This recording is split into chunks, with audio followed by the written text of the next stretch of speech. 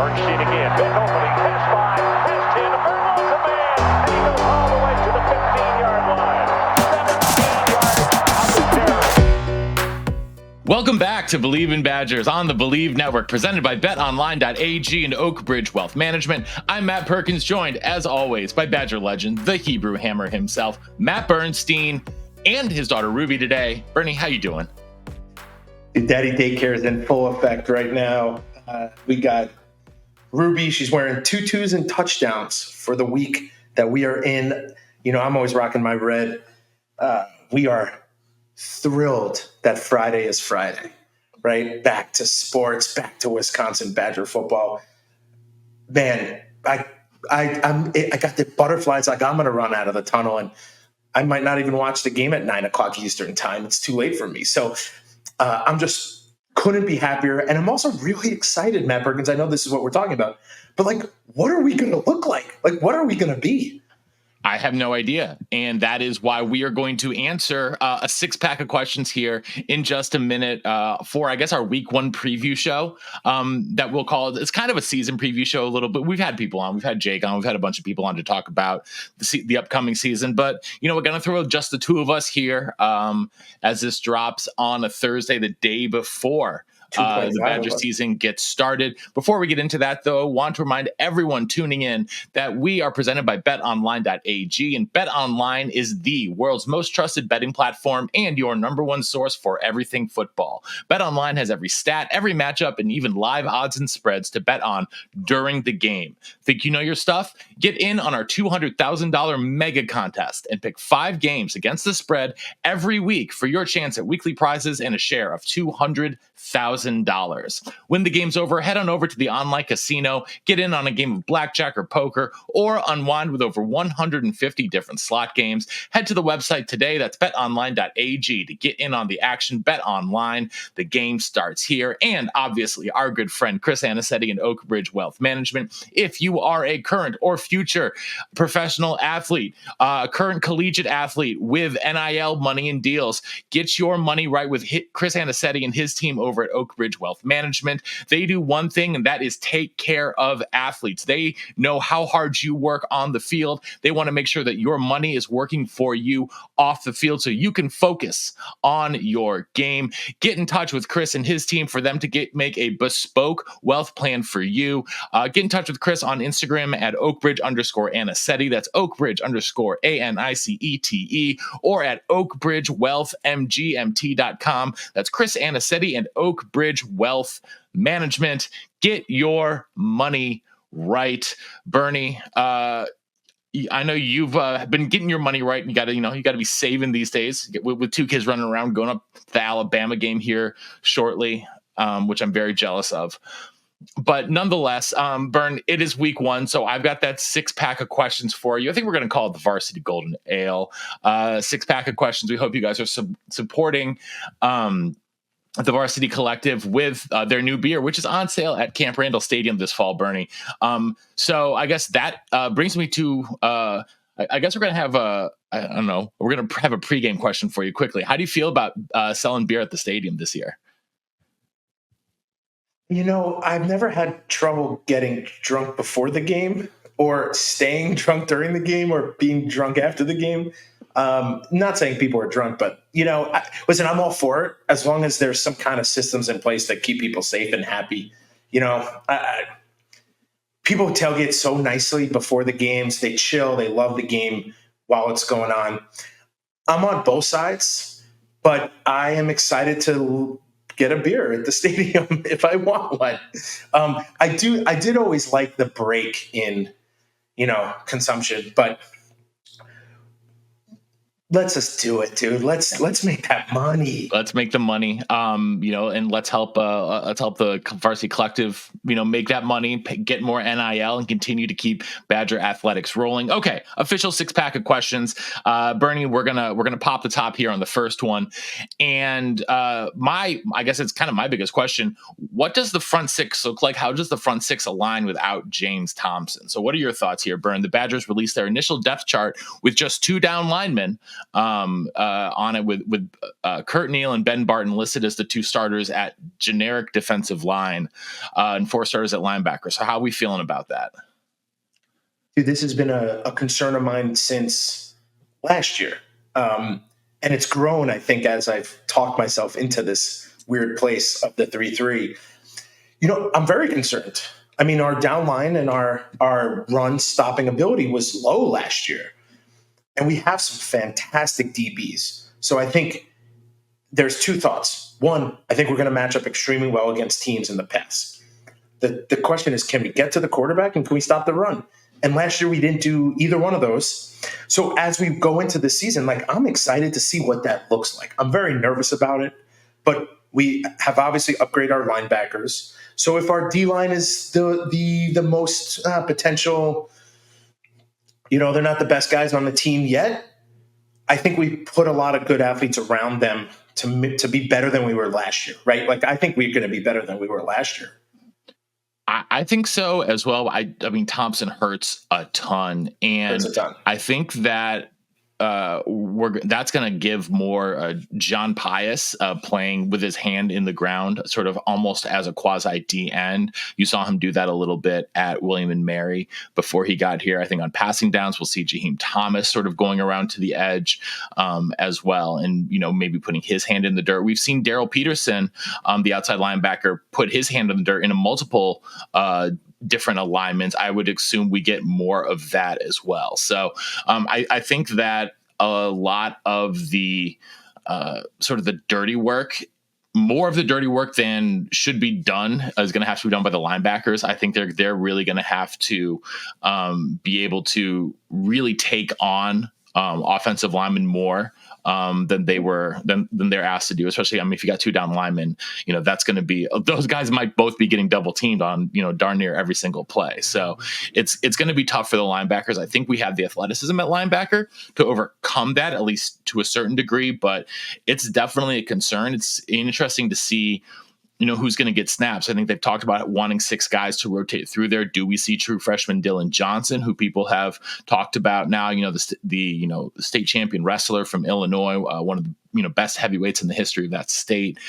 Does he get action early on? How have, some of the younger guys, have a couple transfers in there. Elijah Hill's in the 2 deep from Albany, Brandon Lane from Stephen F. Austin, not in the 2 deep, which is, I think, a little bit of a surprise, but I do expect him to see some snaps and be in the rotation. So I'm curious to see how much rotation there is, how many of these guys are used, and how they're being used together, I guess, is sort of the real question for me. And also, dudes need to step up. When one guy goes down, people need to step in and play. And some of these guys are, Coach White said it best about AD, that dude was a baller on game day, right? And some of these guys going to have to do that. So listen, I'm excited. I think the 2 warm-up games, Western Michigan and who's the second one again? South Dakota. I got that jammed up. I was saying South Dakota and Buffalo. Buffalo was last year. I think those, these 2 games are huge for us to warm us up, to get dudes ready to play a major program. I think this is exactly what we need for the defense. These teams are better than the scout team by a lot, but they're not Alabama. So I think you're going to see, I want to limit, if I had to just tell you, I want to limit mental errors. Listen, physical errors you can correct. It's really hard to break down, mental errors and consistent breaking down of, if you're in the right spot, but you don't make the play, you're going to make it the next time. You can work on that, right? But mentally, if you are always in the wrong spot, that's going to be tough. You can work on it, but that's going to be brutal. And then you don't want to see that for the first game, right? You want to build on games and get better and better. Mental errors are killers. But our offense has to stay on the field more. Well, yeah, exactly. Offense has to stay on the field more. And I think that brings me to question number 2. Can the offense stay on the field longer and keep Tyler Van Dyke upright? because last year Tanner Mordecai was feeling a lot of pressure, a lot of time, and he didn't have a lot of time to throw the ball, I should say. So what does the pass blocking look like this year, with three returning starters plus Jake Renfro, who started in the bowl game? What does that offensive line look like, and can they keep the transfer quarterback with the big arm upright long enough to use that big arm to take shots downfield? I mean, they're all veterans. They've all played a lot of football. I have to say yes. I mean, if this is a line that we're saying maybe or no, we are really in trouble. These are good guys. Like they are good football players, and they have to go out there and they still have to compete and work and win. But do I think we can keep them upright? I think for sure we can. I think our pass blocking ability, you look at Braylon Allen now in the NFL, that dude 3 years ago didn't pick up one pass blocker. Now he's crushing people. So they're really asking these guys to do it, and the backs are stepping up. And I think that's what we have to do. Now, I would like to see some chipping of the DNs if they have some studs out there. Maybe not, South Dakota and maybe not Western Michigan. But there's ways to use backs to really offset D-line. But I have to say we're going to win a majority of snaps with the guys we have this year. And if you just look at, 48 minutes of the bowl game, 46 minutes, whatever it was, we played great football at the line. And having Renfro in and healthy, I think, is a huge, huge plus. I just think the offense has to be like what do we hang our hat on this year? I think the defense is going to take some time with the injuries. Doesn't help. I think the offense has to stay on the field. We got to score points, and we have to control the ball so the defense isn't out there all the time. I couldn't agree with that more. And that brings us to question number 3, because in order to do that, I think they need a much more sustainable run game. The run game last year was just at times was lumpy, I guess is the best way to put it. Like, it felt like there were way too many tackles for loss, and a lot of that was after the Ches Malusi injury. So my third question, how much Ches do we see, especially in the first 2 weeks, coming back from injury? And then the corollary was that is, which young backs do we see, and how much run will they get in the first couple of games? But my question for you then, Bern, is how much Ches do you think we see, especially in week 1 in the opener? He's been listed as the starter, with Tommy Walker number 2 behind him, but it would surprise me, if he got 25 carries in the first game. How much will we see him? I don't want to see him a lot, even at all, almost. I don't think the first 2 games are not where he needs to be. For us to win games, he needs to be on the field, and he needs to be healthy. He needs to be on the field in November. He needs to be on the field in November for sure, but he needs to be on the field for Alabama. And the 2 first games, these are not, listen, even if we lost both games, it's not the end of the world for the Big Ten season. I don't think that's going to happen. But I think Ches needs to get maybe the first series on both, maybe he gets the first 2 series in the first quarter, just like NFL preseason, and he's out. No matter what's happening with him. First off, I think Tyree's going to be awesome, and he could take a beating.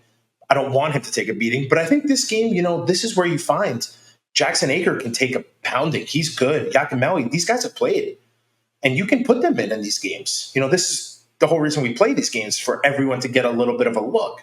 So do we need our first string to play when our 4th and 5th string have been successful in this offense? No. I mean, I personally would rather see Ches play 10 snaps at best first game. Let him just get out there and get a feel for it. Don't be like, yeah, one more play. Dude, no. Don't do that. As a coach, you're like, dude, you guys feeling it. Let's just leave him in. Don't do it. We have guys. We have young dudes who can get some looks also.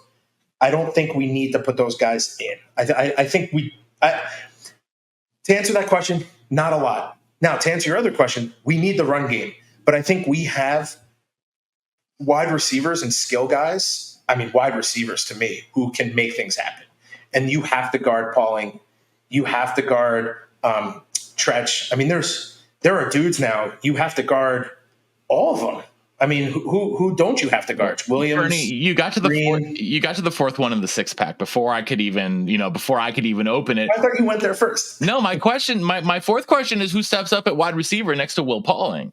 We assume it's going to be Bryson Green, but there are, listed in the two deep, we've got Tresh Kekahuno, who you mentioned, behind Will Pauling at the slot. They've got CJ Williams and Vinny Anthony. We saw Chris Brooks's name in the two deep, which was, an interesting sign at the X receiver as a big guy, because he's someone who I think a lot of people have been really high on his big playability and see if he can, step up this season. So I'm curious though, Bern, who do you think besides Will is going to be sort of the focal point in the pass game? I think they all have to be. I mean, it has to be a unit thing. You're laughing, I know. But it has to be. I mean, like when I look back, you had Lee Evans, you had Brandon Williams, you had Jonathan Orr, and you had Darren Charles, you had Brandon White. I mean, you're talking about you had dudes everywhere on the field, and you had Owen Daniels, and then you had our guy Travis Beckham. You're talking about there's not a drop. I mean, from Lee to everyone else, maybe, but to Brandon Williams, to Jonathan Orr, to Darren Charles, there's not these aren't huge drop. Brandon B. White.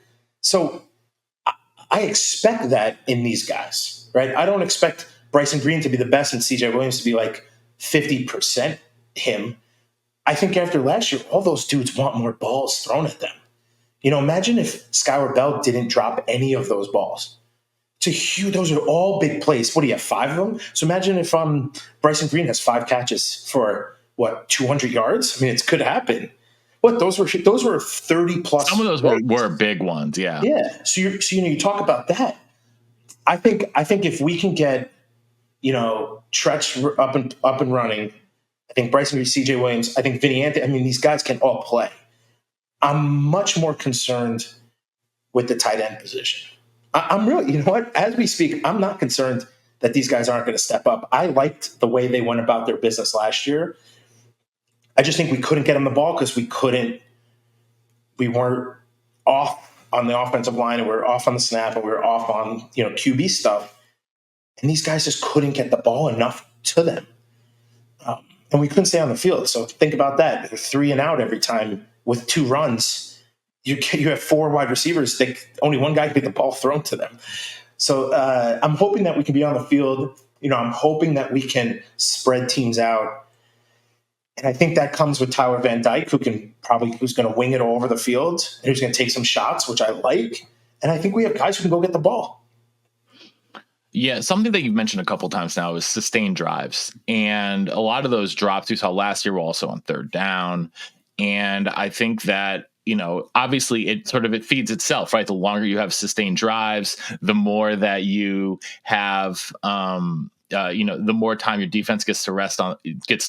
It's, it plays into itself. And so I think that, you have to avoid the negative plays, right? You have to avoid the big sacks and things like that. If they're going to sort of play that complementary football that they need to do, which is sort of the next step before, really sort of taking off and becoming more dominant, they have to be able to have, be in more cohesion. And with that, question 5, the third phase of the football. Will we have seen improved special teams, Bernie? So I guess my first question then within that, will there be a kickoff out of bounds in opening week? Yes. Of course there will. Of course there will. No. I mean, I don't want to. Just because we said it, it will happen. I can't. I think, listen, our special teams weren't that bad last year. We just kicked the ball out of bounds 6 times. If you eliminate that, I think that's very helpful. I also think the offense stays out in the field more. You're going to see more field goals. We got to be proficient in field goal kicking. And if we could just kick the ball literally out of the end zone, we'll be fine. I mean, everyone says you got to change the position on the field, right? And that's a huge part of the game, especially with our defense that might bend more than we want them to. We need more yardage for them to have the opportunity to stop a team. So I would like to see us be able to punt and pin teams back and put them in bad positions.